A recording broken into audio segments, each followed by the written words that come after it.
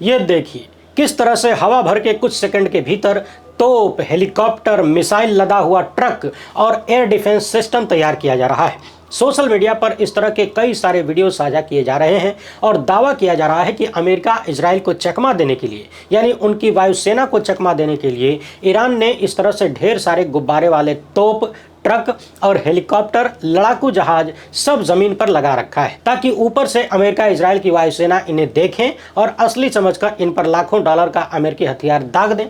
तमाम लोगों ने दावा किया है कि $50 से भी कम कीमत के ये गुब्बारे लाखों की संख्या में चीन ने ईरान को दिए हैं ताकि अमेरिका और इजराइल को चकमा देकर उनका हथियार खत्म करवाया जा सके, डॉलर खर्चा करवाया जा सके। अलग अलग लोग अलग अलग पोस्ट पर सोशल मीडिया में इस तरह के दावे कर रहे हैं। कोई कह रहा है कि चीन ने 9000 गुब्बारे दिए हैं, कोई कह रहा है कि 9 लाख गुब्बारे दिए हैं, कोई कह रहा है कि इन गुब्बारों को फोड़ने के लिए अमेरिका को लाखों डॉलर की मिसाइल छोड़नी पड़ती। यानी ईरान बड़ी चालाकी से अमेरिका को चूना लगा रहा है। हालांकि इन दावों के बीच एक समझने वाली बात यह भी है कि सैन्य जानकार मानते हैं कि जमीन पर दूर से देखकर भले ही कोई कंफ्यूज हो जाए असली नकली में, लेकिन हवाई हमलों में पायलट के पास पर्याप्त तकनीकी होती है ये समझने के लिए कि टारगेट असली है या नकली। कभी कभार थोड़ी बहुत कंफ्यूजन हो सकती है, लेकिन उनके पास तमाम संसाधन होते हैं असली नकली का फर्क जानने के लिए। लाखों डॉलर का हथियार यूं ही बिना जांचे हवा में नहीं छोड़ दिया जाता है। पिछले दिनों कुछ ऐसी वीडियो भी सामने आई थी जिसमें सड़कों पर जहाज पेंट करके बनाए गए थे और दावा किया जा रहा था कि इससे भी अमेरिका इजराइल के फाइटर जेट कंफ्यूज हो जाते हैं। मगर कुल मिलाकर बात वही है कि जमीन पर हथियारों को टारगेट करने के लिए या पकड़ने के लिए, ट्रेस करने के लिए पायलट खुद गर्दन निकाल के नीचे झांकता नहीं है, उसके पास भी असली नकली को पहचानने के लिए तमाम सुविधाएं होती हैं। हालांकि कुछ लोग यहां तक दावा कर रहे हैं कि इन नकली गुब्बारों में ईरान ने छोटा छोटा मोबाइल फोन रख दिया है जिससे सिग्नल निकलता रहे। तो कुल मिलाकर समझने वाली बात यह है कि युद्ध के दौरान एक फेक न्यूज वाला युद्ध भी चल रहा होता है। भारत पाकिस्तान की लड़ाई को ही याद करिए, ऑपरेशन सिंदूर के दौरान किस कदर फेक न्यूज गोदी मीडिया चला रहा था। कुछ लपड़झंडिस तो इस्लामाबाद और कराची न जाने कहां कहां पहुंच गए बेचारे, लेकिन बिना बिरयानी खाए वापस आना पड़ा। ईरान के प्रेसिडेंट ने अपने पड़ोसी देशों को लेकर बेहद महत्वपूर्ण बयान दिया है। उधर बहरीन में ईरान ने एक महत्वपूर्ण संयंत्र को निशाना बनाया है। चर्चा हो रही है कि ईरान ने खाड़ी देशों पर मिसाइल हमले को लेकर अपनी रणनीति में बदलाव किया है और यह बदलाव बहुत बड़ा है। क्या बदलाव है उस पर भी चर्चा करेंगे। इसी बीच एक खुफिया रिपोर्ट की चर्चा भी हो रही है जिसमें दावा किया जा रहा है कि ट्रंप का सपना पूरा होने वाला नहीं है। ईरान में ट्रंप जो चाहते थे वो हो नहीं पाएगा। और खबर यह भी आ गई है कि ईरान ने अपने सर्वोच्च नेता का नाम फाइनल कर लिया है। वीडियो शूट होने तक नाम सामने आया नहीं था, मगर इतना जरूर हुआ कि इजराइल की तरफ से कहा गया कि जो भी उत्तराधिकारी होगा हम उसको छोड़ेंगे नहीं, और कुछ धमकियां भी इजराइल ने दिया है। उन सब पर बात करेंगे और देखेंगे कि किस तरीके से अमेरिका, इजराइल और ईरान युद्ध में 9वें दिन क्या क्या हो रहा है, किन किन देशों में क्या क्या हुआ। एकदम आसान भाषा में 9वें दिन की पूरी बात आप तक पहुंचेगी, इसलिए एकदम टकटकी लगाकर सुनते रहिए। पहली बार है तो चैनल को सब्सक्राइब करके घंटी बजा दीजिए टन से, और वीडियो को लाइक और शेयर करना आपकी जिम्मेदारी है। इसके अलावा यदि आपको हमारा काम पसंद आता हो तो इस QR कोड या फिर मोबाइल नंबर का प्रयोग करते हुए जो भी हो सके आर्थिक सहयोग भेजने का प्रयास जरूर करें। बहुत बहुत धन्यवाद। ईरान के प्रेसिडेंट ने अपने आसपास के अरब देशों में स्थित अमेरिकी बेस पर हमलों को लेकर बहुत अहम बयान दिया है। उन्होंने कहा है कि इजराइल, अमेरिका जैसे दुश्मन देश चाहते हैं कि हम पड़ोसी देश एक दूसरे के साथ लड़ते रहें, भिड़ते रहें, इसलिए अमेरिका हमारे बीच झगड़ा पैदा कर रहा है। ईरान के प्रेसिडेंट का कहना है कि हमारे सुप्रीम लीडर की गाइडेंस के मुताबिक हम सभी पड़ोसी देश भाई हैं और हमें अच्छे रिश्ते बनाकर रखने चाहिए। लेकिन हो ये रहा है कि वो लोग हमारे पड़ोसी देशों से हम पर हमला कर रहे हैं और हम पर कब्जा करना चाहते हैं। अब जाहिर सी बात है कि हमें भी जवाब देना ही पड़ेगा, और जब हम ये कहते हैं कि हम हमलों का जवाब देंगे तो हमारा मतलब ये बिल्कुल नहीं है कि हम अपने किसी पड़ोसी देश से झगड़ा करना चाहते हैं। हमारा बिल्कुल ये मतलब नहीं है कि हम अपने किसी पड़ोसी को परेशान करना चाहते हैं। भगवान न करें कि ऐसा करना पड़े। हमारा निशाना सिर्फ अमेरिका, इजराइल है। अब चूंकि दुश्मन हम पर हमला कर रहा है तो उसके अड्डों पर हमें भी जवाब देना होगा, क्योंकि वहीं से तो दुश्मन हम पर हमला कर रहा है। अमेरिका हम पर जितना ज्यादा दबाव बनाएगा, हमारा जवाब जाहिर तौर पर उतना ही ज्यादा मजबूत होता जाएगा। आपके स्क्रीन पर अभी जो वीडियो दिख रही है ये ईरान के शाहिद 136 ड्रोन की बताई जा रही है, जिसने कुवैत के अली अल सलेम एयरबेस में रडार टावर से टकराकर उसे ध्वस्त कर दिया। उधर बार बार एक चर्चा ये भी चल रही है कि अमेरिका अपने सैनिकों की मौतों की संख्या छुपा रहा है,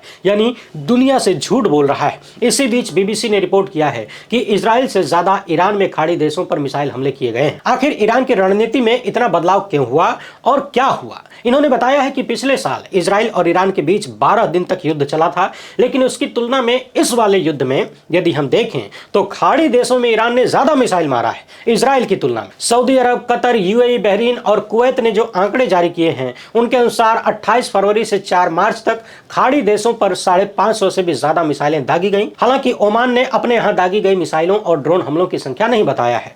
दूसरी तरफ अमेरिका और इजराइल ने ईरान पर हजारों बम गिराए हैं। कल हमने बताया था कि ईरान के राष्ट्रपति ने खाड़ी देशों पर अपने हमलों के लिए माफी मांगा और वादा किया कि अगर खाड़ी देशों की धरती का इस्तेमाल ईरान पर हमले के लिए नहीं किया जाएगा तो ईरान भी खाड़ी देशों पर हमला नहीं करेगा। यानी ईरान के राष्ट्रपति का साफ कहना है कि आप अपनी जमीन का प्रयोग हमारे खिलाफ मत होने दीजिए, यानी अमेरिका को अपने यहां काम मत करने दीजिए, उसे भगाइए तो हम भी आप पर हमला नहीं करेंगे। हालांकि एक चर्चा यह भी है कि राष्ट्रपति ने भले ही शांति का संदेश दिया हो, लेकिन क्या उनकी बात को ईरान का स्टैंड माना जा सकता है? ईरान की ताकत में बैलिस्टिक मिसाइल, क्रूज और हाइपरसोनिक मिसाइल शामिल हैं और ईरान के पास ड्रोन भी है, लेकिन ऐसा लगता है कि उसने इजराइल और खाड़ी देशों के खिलाफ हमले की अपनी रणनीति बदल दिया है।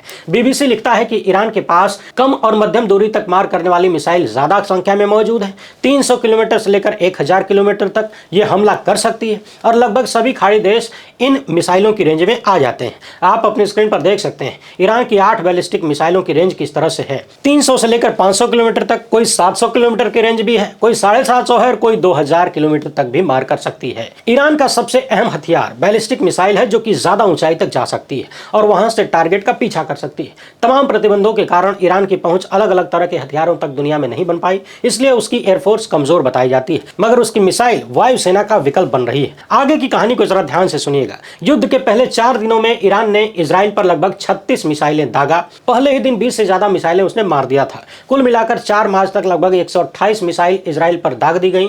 इजराइल अधिकारियों का मानना है कि हमले में 10 लोगों की मौत भी हुई। लेकिन वहीं खाड़ी देशों की जब हम बात करते हैं तो ईरान ने 500 से ज्यादा मिसाइलें दागा है।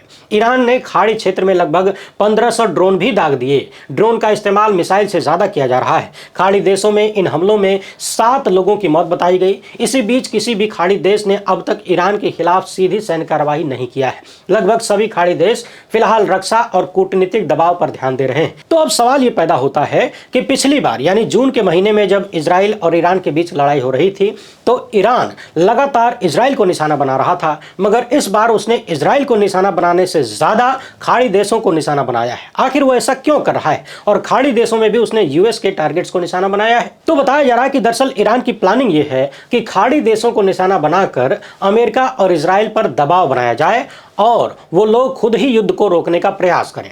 दूसरी तरफ इजराइल का दावा है कि पिछली वाली लड़ाई में ईरान मिसाइल लॉन्च करने के अपने आधे प्लेटफॉर्म खो चुका है। एक अनुमान के अनुसार युद्ध से पहले ईरान के पास लगभग 2500 बैलिस्टिक मिसाइलें थीं और अमेरिका मानता है कि ईरान लगभग हर महीने 100 मिसाइल बनाता है। वहीं अमेरिका और इजराइल की बात करें तो अमेरिका ने 2000 हमले किए, इजराइल ने 600 हवाई हमले किए और 5000 बम गिराए। ईरान ने बताया है कि अमेरिकी इजराइल हमले में 1000 से ज्यादा नागरिक ईरान में मारे गए, जिसमें 250 बच्चे भी शामिल हैं। तो कुल मिलाकर समझने वाली बात यह है कि इस बार ईरान की स्ट्रेटजी यह है कि वो खाड़ी देशों में अमेरिका के ठिकानों पर हमला करे, जिससे एक तो अमेरिका कमजोर होगा, इन देशों में अमेरिका के अड्डे तबाह होंगे, दूतावास तबाह होंगे, उनका इंफ्रास्ट्रक्चर खराब होगा। दूसरे, जब खाड़ी के देश दबाव में आएंगे तो अमेरिका भी दबाव में आएगा और मजबूर होगा युद्ध को रोकने के लिए। इसी बीच खबर यह भी है कि ईरान के अगले सर्वोच्च नेता का चुनाव करने के लिए जो विशेषज्ञों की एक असेंबली बनाई गई थी उसने अपना फैसला ले लिया है। खबरों के अनुसार यह बात फाइनल हो चुकी है कि अब ईरान का सर्वोच्च नेता कौन होगा, लेकिन नाम का ऐलान नहीं किया गया है।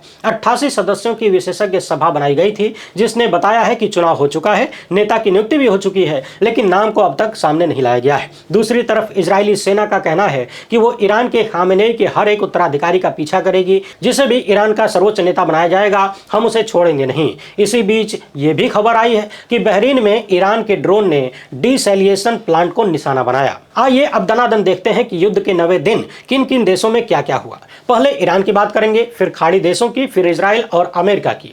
ईरान में इजराइल अमेरिका ने बड़े पैमाने पर हमले जारी रखा है। पहली बार ईरान के तेल भंडारों और रिसाइकलिंग सेंटरों पर भी हमला किया गया। शनिवार की देर रात तमाम ऐसे वीडियो सामने आए जहां पर तेहरान के बाहरी इलाकों में भीषण आग लगी हुई थी। बताया जा रहा है कि इजराइल और अमेरिका द्वारा हमला शुरू किए जाने के बाद कम से कम ईरान में 1300 से ज्यादा लोगों की मौत हो चुकी है। अमेरिका के राष्ट्रपति बार बार ईरान से बिना शर्त सरेंडर की मांग कर रहे हैं, लेकिन ईरान का ऐलान है कि अपन झुकेगा नहीं। इसी बीच IRGC के कमांडर ने ट्रंप को लेकर कहा है कि यह केवल धमकियां देता है, किसी नशेड़ी गुंडे की तरह शोर मचाता है। वो आदमी हमें ज्ञान दे रहा है जिसने एपस्टीन आइलैंड पर छोटी छोटी बच्चियों का मांस खाया है। हम सरेंडर नहीं करेंगे, हमारे अपनों का खून बहा है, हमने सब कुछ खो दिया है जो हमारे पास था। अब हम अंत तक लड़ेंगे जब तक कि वो यहां से चले नहीं जाते या फिर हम सब मर नहीं जाते। यानी या तो अमेरिका चला जाए या तो हम मर जाएं, तभी युद्ध बंद होगा। ईरानी सेना ने यह भी बताया है कि होर्मुज जलडमरू मध्य खुला है, लेकिन वहां से गुजरने की कोशिश करने वाले किसी भी अमेरिकी या इजरायली जहाज को निशाना बनाया जाएगा।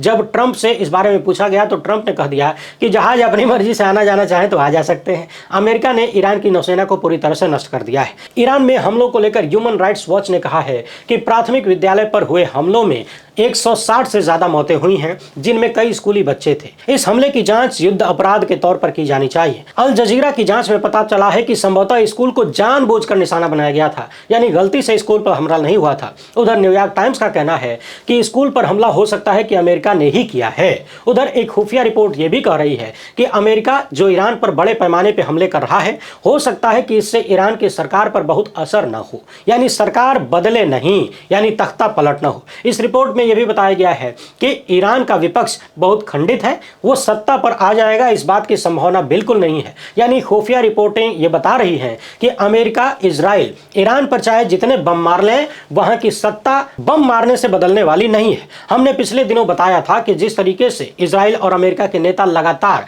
ईरान की जनता को संबोधित करके उन्हें भड़काने की कोशिश कर रहे हैं, ऐसा लग रहा है कि उन्हें मालूम है कि जब तक ईरान की जनता अपनी सत्ता के खिलाफ सड़क पर नहीं आएगी, बात बनेगी नहीं, चाहे जितना बम गिरा लें। और वैसे ही होता हुआ भी दिख रहा है, खुफिया रिपोर्टें भी वही कर रही हैं।